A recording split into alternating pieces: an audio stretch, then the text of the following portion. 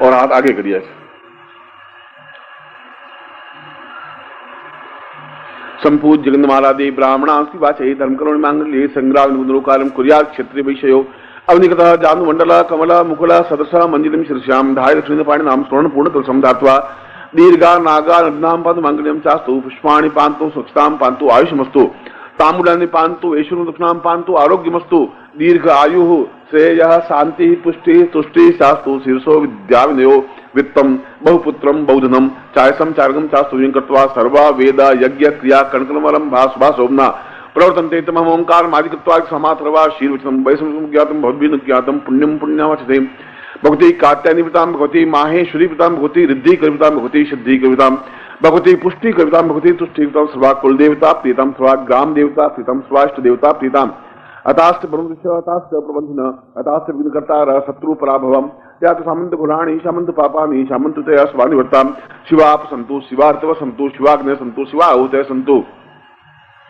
अहोरात्रे स्वेच्छताम सन्न कन्निकदपतिनं सा कल्याणं कल्याणं कल्याणं अपासमंद प्रयाहि कल्याणी जाया स्वर्णं गृहेते यत्रा रथस्य ब्रहतो निदानं विमोचनं वाधीमां ब्रह्मराजन्याभ्याक शूद्राय चार्जाय यच सवाय चारणा यच प्रियो देवानां दक्षिणाय दातुर्भूयां सिंहं मे काम सागरस्य त्वा रिद्धिर महालक्ष्म्याद्विकता संपूर्णां सुप्रभावांच तां प्रद्युम्ना मम शिष्यत्व गृहे सुख सौभाग्य धन धान्य यश प्रतिष्ठा ऐश्वर्य अभिवृद्धिता पूर्णता तुभ्यम संपर्ददे। इस यज्ञ पवित्र को अगर आपने खोल दिया है तो पहन लीजिए, बाकी आप नीचे रख दीजिए, बाद में इसको सुलझा करके खोल पहन लेना। नीचे रख दीजिए, अब हाथ जोड़ दीजिए। गुरुर्ब्रह्मा गुरुर्विष्णु गुरुर्देवो महेश्वर गुरु साक्षात् परब्रह्म तस्मै श्री गुरु चरण कमलेभ्यो नमः। ध्यान मूलं गुरु मूर्तिर्पूजा मूलं गुरुपदम मंत्र मूलं गुरो वाक्यम मोक्ष मूलं गुरु कृपा मूकं करोति वाचालं पंगु लंघयते गिरिं यत्कृपातो वन्दे परमानंद माधवम गुरु चरणेभ्यो समर्पयामि गुरु मंत्र प्रद्यात। अब अपने गुरु मंत्र दे रहा हूं। आपने दाहिना हाथ राइट हैंड सिर के ऊपर रखिए, बायां हाथ लेफ्ट हैंड अपने हृदय पर रखिए। मैं बोलूं आप मेरे साथ बोलेंगे। बोले ओम परम तत्वाय नारायणाय गुरुभ्यो नमः। ओम परम तत्वाय नारायणाय गुरुभ्यो नमः। ओम परम तत्वाय नारायणाय गुरुभ्यो नमः। चेतना मंत्रम सुनी था। ओम ह्रीं मम प्राण देह रोम प्रतिरोम चैतन्य जाग्रय ह्रीं ओम नमः। गायत्री मंत्रम सुनी था। ओम भूर्भुवः स्वः तत्सवितुर्वरेण्यं भर्गो देवस्य धीमहि धियो यो नः प्रचोदयात्। सातभ्यम संपर्दे। दोनों हाथ खोल दीजिए ऐसा। मैं आपको आशीर्वाद दे रहा हूं।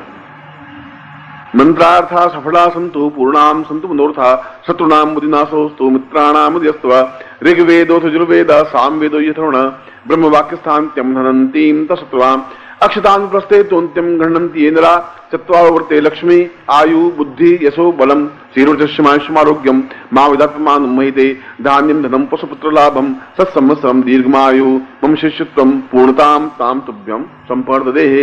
हाथ जोड़ दीजिए। एतस्मां त्वमेव माता च पिता त्वमेव त्वमेव बन्धुश्च सखा त्वमेव त्वमेव विद्या द्रविणं त्वमेव त्वमेव अनयां पूज्यां सांगाय च परिवाराय सायुधाय सस्तिकाय महां गुरुत्वं सातभ्यं संपर्ददे। अब मैं विशेष दीक्षाएं जो ले रहे हैं वो एक एक करके अनाउंस करेंगे। पांडे जी यार ये माइक नीचे रख दे।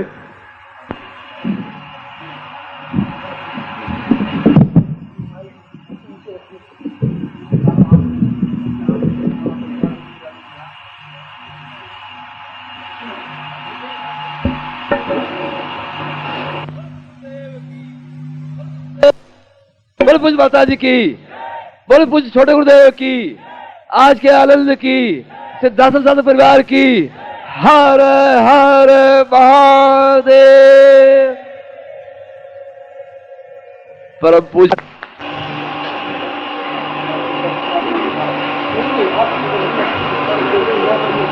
अब हम आरती करेंगे। आप सब लोग अपने हाथ के कागज वगैरह हो तो अपने पास रख दीजिए, नीचे उड़ेंगे नहीं। और जगदम्बा की आरती करनी है। और थोड़ा यही रहो तुम, जहाँ ये भी द्विवेदी खड़ा है यहाँ खड़े रहो।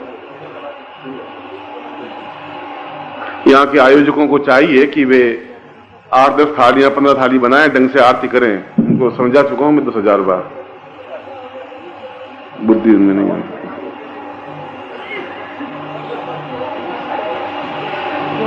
ओम कर्पूर गौरम करुणावतारम संसार सारम भुजगेन्द्रहारम सदा वसंतम हृदयारविंदे भवं भवामि सहितं नमामि। ओम जय जगदीश हरे स्वामी जय जगदीश हरे भक्त जन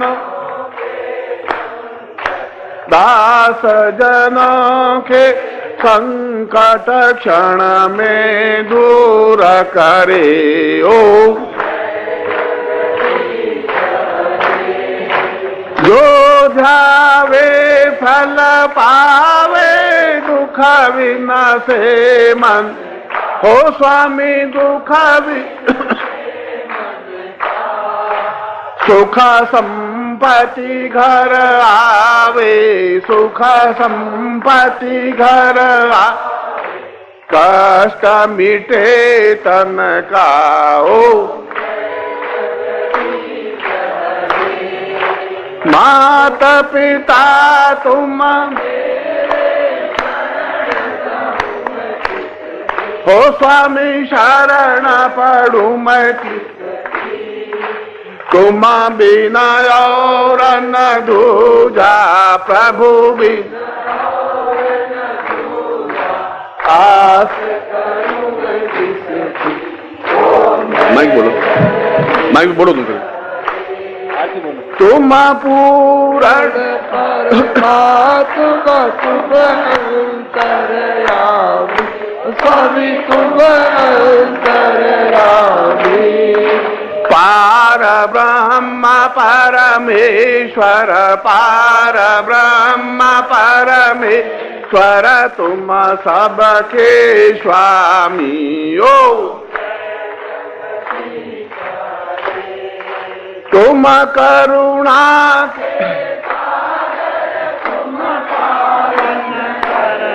ओ स्वामी तुम पालन करता मैं मूरख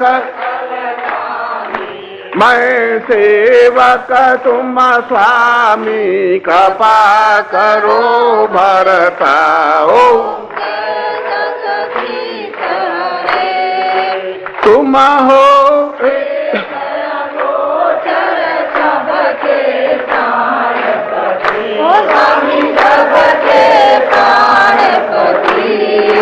किसा विधा मिलूं दया माया किसा विधा मिलूं कृपा माया तुमको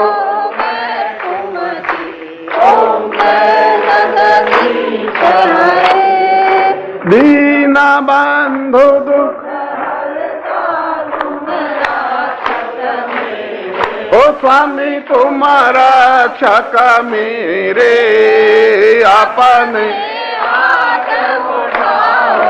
करुणा हस्त बढ़ाओ द्वार।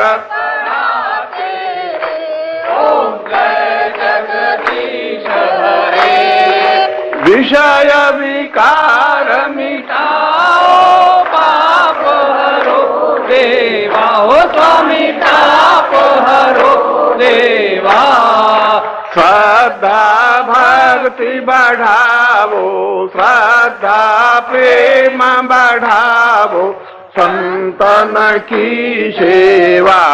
ओम जय जगदीश हरे तन मन धन सब जीवन सब कुछ है तेरा ओ स्वामी, सब कुछ है तेरा। तेरा तुझको अर्पण, तेरा तुझको अर्पण, क्या लागे मेरा। ओम जय जगदीश हरे। तुम हो आदि अनादि भक्तन हितकारी, ओ स्वामी भक्तन हितकारी। हम सब शरण तुम्हारी, हम सब शरण तुम्हारे, काटो यम फांसी। ओम आरती गाऊंगा सुनाओ, इतनी नहीं है शक्ति ओ स्वामी, इतनी नहीं शक्ति। कृपा दृष्टि प्रभु राखो, कृपा दृष्टि प्रभु राखो, तीजो चरणों की भक्ति। ओम जय जगदीश हरे।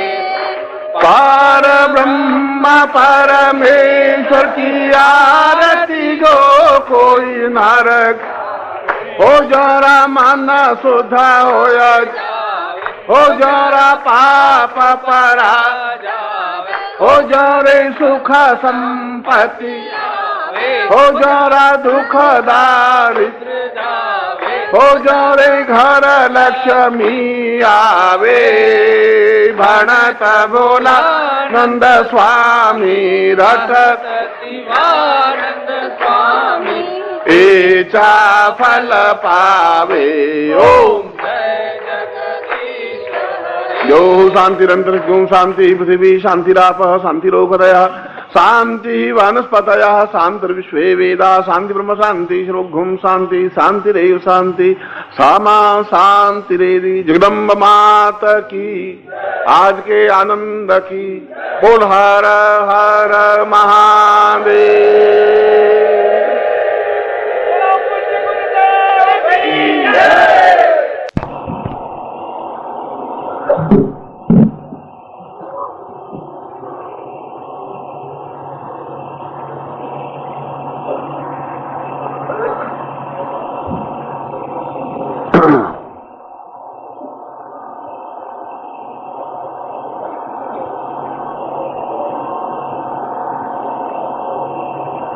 आनंद रूपम परम महितम सदैव भोगान वदैव सहितम भवतां वदैव ज्ञानम वदैत भवतां भवते सदैव मन्यास्तरूप भवतम जगदम्ब रूपम। मैं मन को नियंत्रित करने वाली और जीवन को सहज प्रवाह देने वाली, नर को पुरुष और पुरुष को पुरुषोत्तम बनाने वाली भगवती जगदम्बा से प्रार्थना करता हूं कि आप अपने जीवन में पूर्ण पुरुष, महापुरुष या अपने आप में पुरुषोत्तम बन सके, ऐसा ही मैं आपको हृदय से आशीर्वाद देता हूं।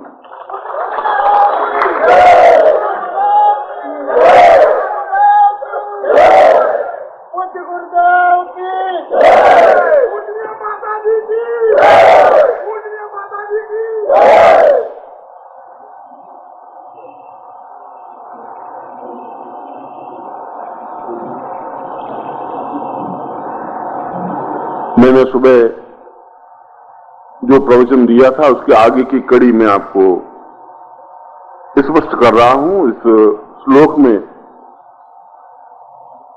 जो श्लोक मैंने आपके सामने सुनाया है वह मार्कंडेय मुनि द्वारा एक महत्वपूर्ण श्लोक है। मार्कंडेय ऐसे ऋषि थे जिन्होंने अपने जीवन को संपूर्णता के साथ जगदम्बा में समर्पित कर दिया था और पूर्ण साक्षात रूप से जगदम्बा उनके जीवन में नित्य प्रतिदिन विचरण करती थी। ऐसे ही मार्कंडेय ने इस श्लोक में मन की कई अवस्थाएं बताई हैं और मैंने अभी कहा कि मन की आद्या शक्ति स्वरूपा भगवती जगदम्बा, मन जैसी चीज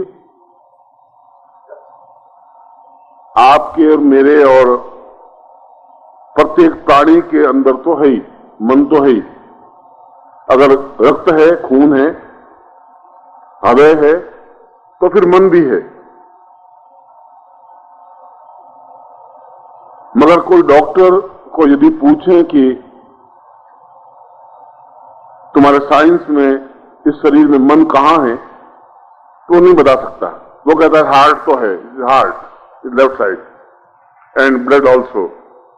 मगर मन जैसी कोई चीज हमारे साइंस में कुछ नहीं है। और यदि मन नहीं है तो फिर मेरा मन क्यों करता है कि मैं आपके बीच में आके खड़ा हूं? आपका मन क्यों करता है कि आप मुझे आके मिलें?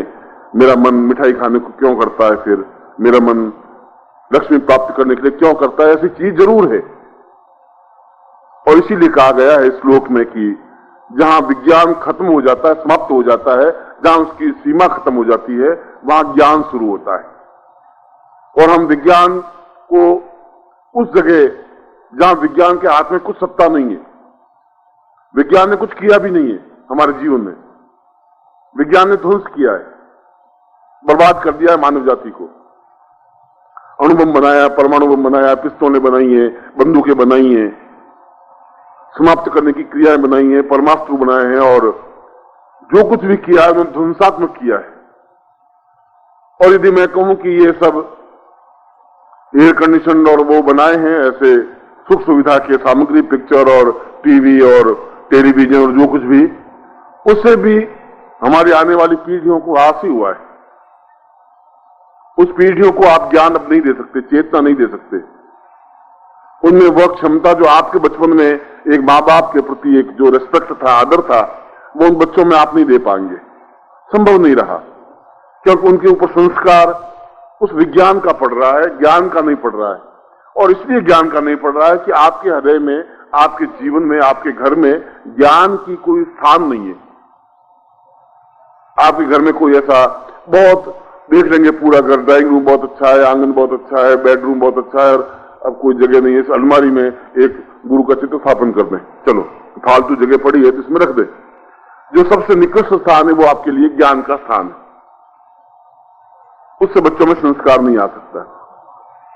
इसलिए मैंने कहा कि जब इतना विध्वंस हमारे जीवन में आ गया है,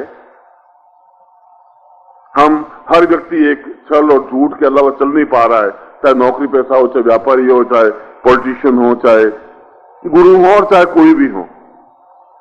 जहां पाखंड बढ़ गया हो, जहां अपने आप में चमकीले मालाएं पहन करके अपने आप को महानता सिद्ध करने की कोशिश हो रही हो, जहां लंबी जटाएं बढ़ा करके और लाल आंखें करके और श्राप दे दूंगा और भस्म कर दूंगा के माध्यम से ही जहां वाणी उच्चरित हो रही हो, वे गुरु क्या कर पाएंगे जीवन में? कैसे कर पाएंगे? कौन सा ज्ञान उनके पास में? ज्ञान तो ऐसा नहीं था कि विध्वंस कर दूंगा, श्राप दे दूंगा। मारना बहुत आसान है, किसी को जीवित करना बहुत कठिन है।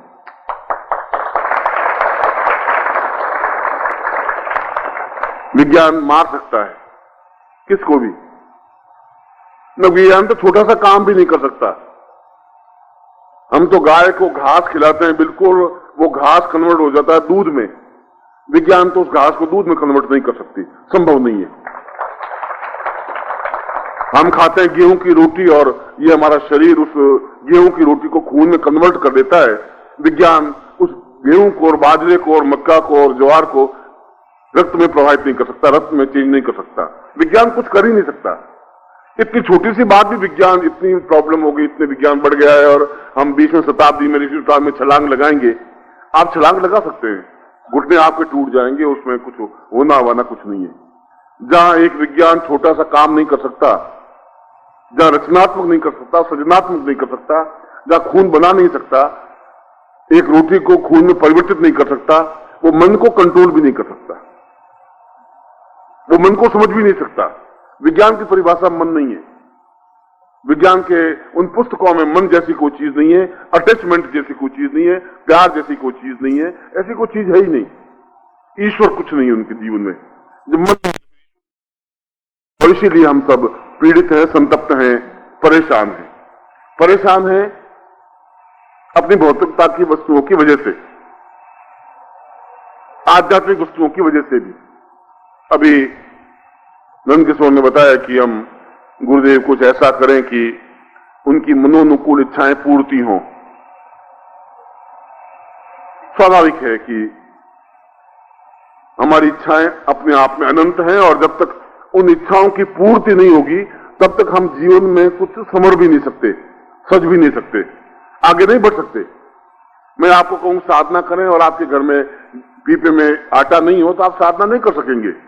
मेरा गुरु के रूप में धर्म है, कर्तव्य है कि पहले मैं आपको उतना संपन्न करूं जिससे कि आपके घर में आटा बन सके।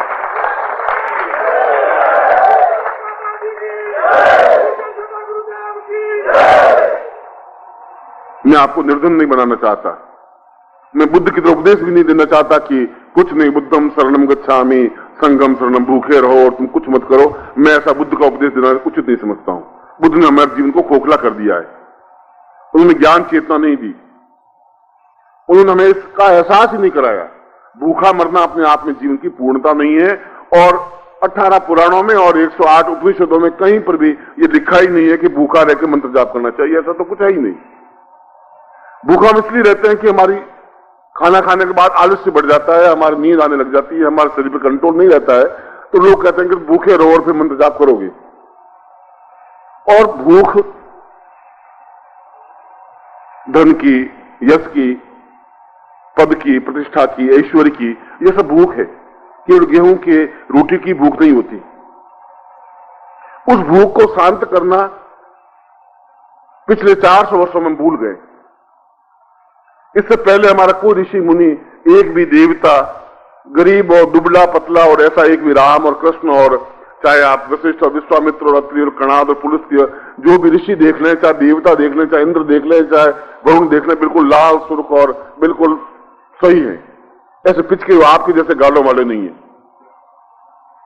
आप उनकी संतान, उनकी वशिष्ठ का गोत्र, आपके मैं वशिष्ठ गोत्र उत्पन्न हूं, मेरा भारद्वाज गोत्र, आपके पूर्वज बिल्कुल लाल सुर्ख बिल्कुल सही और आप पिचके हुए गालों वाले। क्या हो गया? ऐसा क्यों हुआ? इसलिए हो गया कि हमारे पास कोई गुरु नहीं रहा, सदगुरु नहीं रहा, जो पिछले 400 वर्षों में समझा सके कि यह जीवन निर्धनता का, भूख मर का जीवन नहीं है। भूखों मरने से जीवन पूर्णता नहीं प्राप्त हो सकती, निर्धनता से जीवन प्राप्त नहीं हो सकता, उससे कुछ जीवन की परिपूर्णता नहीं आ सकती। और इसीलिए शास्त्रों में यजुर्वेद का प्रारंभिक मंत्र अपने आप में लक्ष्मी का मंत्र है। और इसीलिए उन शास्त्रों में, उन यजुर्वेद के अध्येताओं ने, उन ऋषियों ने, हमारे पूर्वजों ने लक्ष्मी को प्राधान्यता दी, इसलिए कि ज्ञान प्राप्त हो पाएगा लक्ष्मी के माध्यम से। लक्ष्मी का मतलब केवल सिक्के नहीं।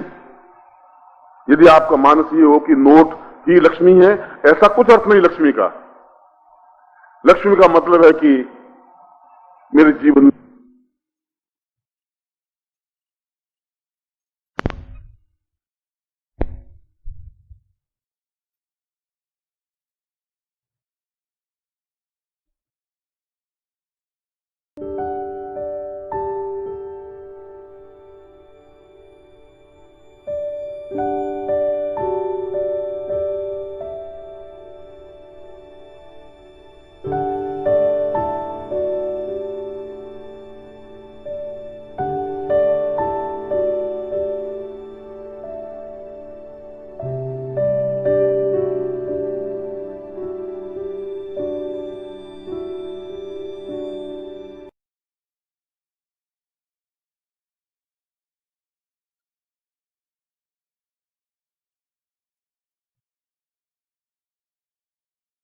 किया।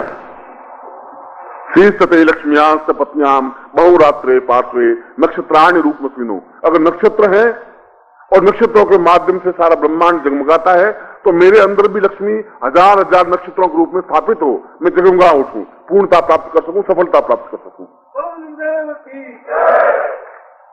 और मैंने आज सुबह प्रवचन में भी ये समझाया था कि मैं आपको भौतिक और आध्यात्मिक दोनों का संतुलन जीवन में लेकर के बढ़ूंगा। खाली एक मंत्र, एक नवान मंत्र चामुंडा विद्या करके आप घर पहुंच जाए, ऐसा भी नहीं चाहता हूं। ऐसा भी नहीं चाहता हूं कि आप बिल्कुल भिखारी की तरह वापस घर चले जाएं और जीवन की आवश्यकताओं की पूर्ति नहीं कर सकें, और ऐसा जगदम्बा के दर्शन भी हो जाएं, तब भी जीवन की आवश्यकताएं जरूरी है। पानी से प्यास बुझेगी,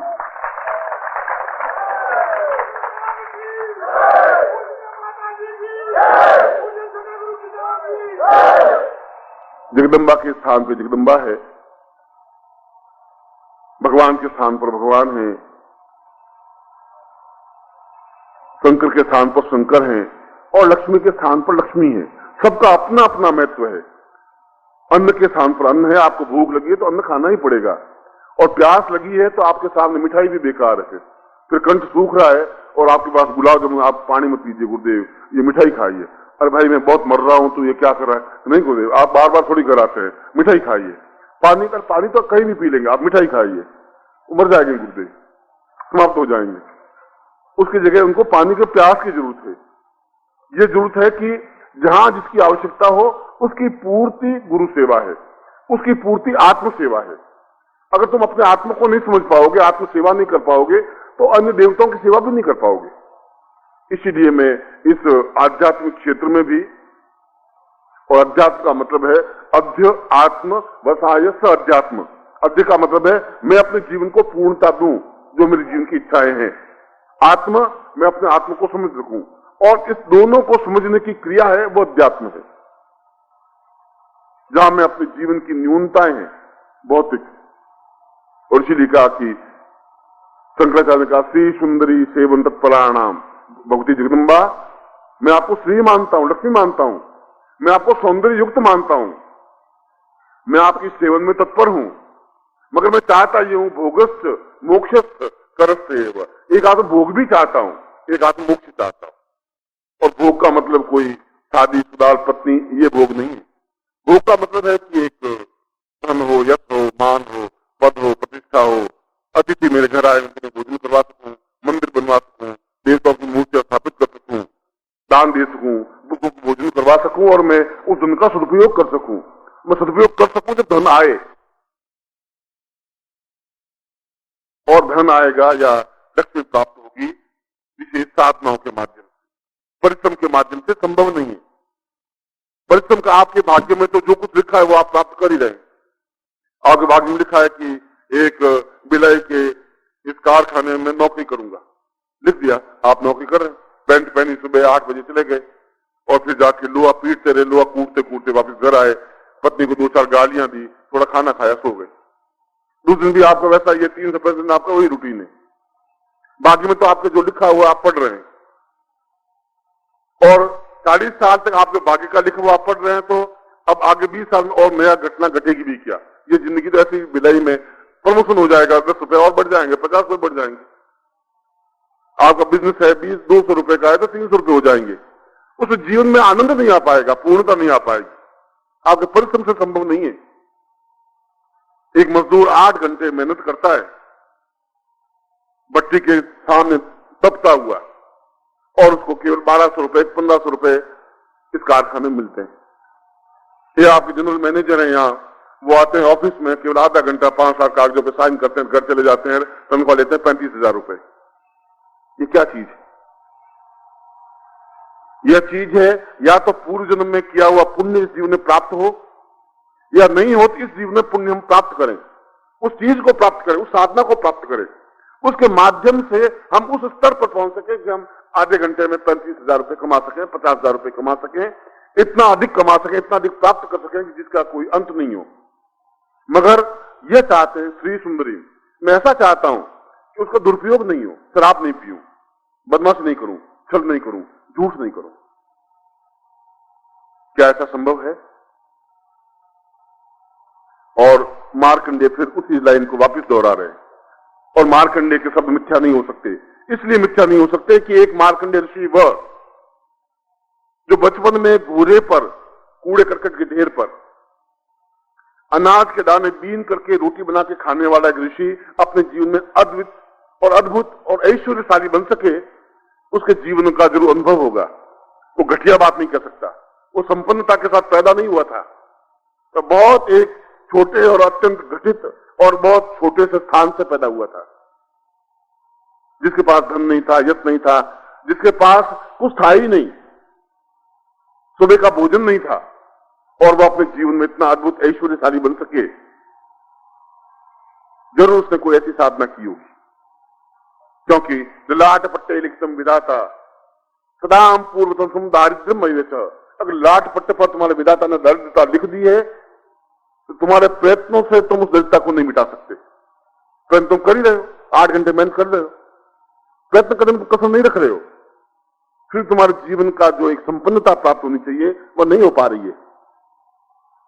और यदि आपकी संपन्नता प्राप्त नहीं हो पाएगी तो मैं चाहे कितना ही चीखूं, चाहे आपको कितना ही चरण छुआ दूं, उससे आपके जीवन में चेहरे पर मुस्कुराहट आ नहीं सकती।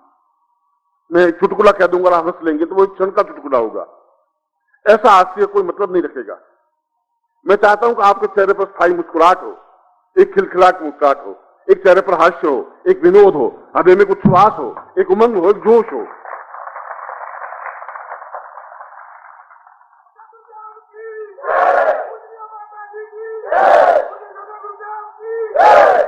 और ये आंतरिक उल्लास से प्राप्त हो सकता है, ये आंतरिक भावनाओं से प्राप्त हो सकता है, क्योंकि लक्ष्मी का तात्पर्य स्वरूप सुंदर, श्री सुंदरी एक सौंदर्य युक्त बने, एक चेहरा तेज युक्त बने, एक प्रभावपूर्ण बने, ऐसा बने कि हम किसी ऑफिसर के सामने या किसी हम बात करें तो उसकी आंख झुक जाए, हमारी आंख झुके नहीं, एक चेहरे पर ओज बन सके। मैं आपके जीवन को तो, पारिवारिक जीवन को तो व्यक्तिगत रूप से मैं नहीं कह सकता, यद्यपि मैं आपके जीवन को जानता हूं, मगर इस समय तो आप अफसर के सामने जाएंगे तो साहब ये मेडिकल है, गुरुजी ने बुलाया नवरात्रि में, नहीं नो ये क्या है, चुनाव के दिन नहीं तुम नहीं जा सकते, गुरुजी बार बार आते नहीं, बिलाई में आए आप, नो। अब आप गुरुजी मैं आना तो चाहता था गुरुजी, मगर ये बहुत सारा दुष्ट है, नहीं सैंक्शन कर रहा है गुरुजी, वो नहीं सैंक्शन करेगा। इसलिए सैंक्शन नहीं करेगा कि तुम्हारी आंख में ताकत नहीं है, ओज नहीं है, बल नहीं है, फोर्स नहीं है, तुम्हारे पास क्षमता नहीं है, सौंदर्यता नहीं है। पुरुष का सौंदर्य होता है शेर की तरह गर्जना करता हुआ, ये मेरी एप्लीकेशन और आपको छुट्टी देनी है और मैं जाना चाहता हूं, उसकी आंख झुकनी चाहिए, बस दृढ़ता आनी चाहिए तुम्हारे चेहरे पर।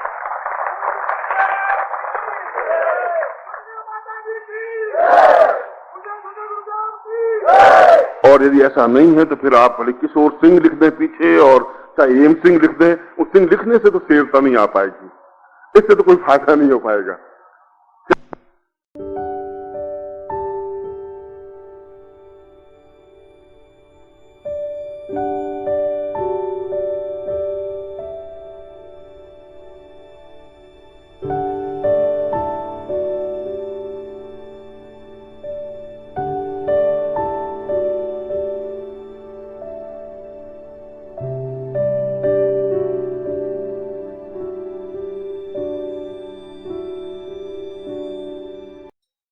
ओम परम तत्वाय नारायणाय गुरुभ्यो नमः। ओम ह्रीं मम प्राण देह रोम प्रतिरोम चैतन्य जाग्रय ह्रीं ओम नमः। ओम भूर्भुवः स्वः तत्सवितुर्वरेण्यं भर्गो देवस्य धीमहि धियो यो नः प्रचोदयात्।